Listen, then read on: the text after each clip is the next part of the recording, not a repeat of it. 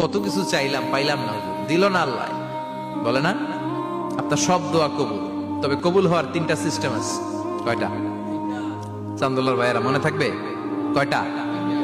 আপনি যত দোয়া করছেন সব কবুল, কারণ আল্লাহর কাছে কিছু চাইলে আল্লাহ ফিরাইয়া দিতে জানে না। আল্লাহ জানেই না কেমনে ফিরাইয়া দিতে হয়। সুবহানাল্লাহ কোন? চাওয়া মাত্রই আল্লাহ বলে অ্যাকসেপ্টেড, যা কবুল, দিব দিব না এটা বলতে জানে না, চাওয়া মাত্রই বলে দিব। 3 সিস্টেম। নাম্বার 1, আপনি আল্লাহর কাছে দোয়া করলেন, চাইলেন, আল্লাহ বলে দিব, বলেই তিনি দিয়ে দেন আর আপনি খুশি হয়ে যান, পেয়ে গেলেন।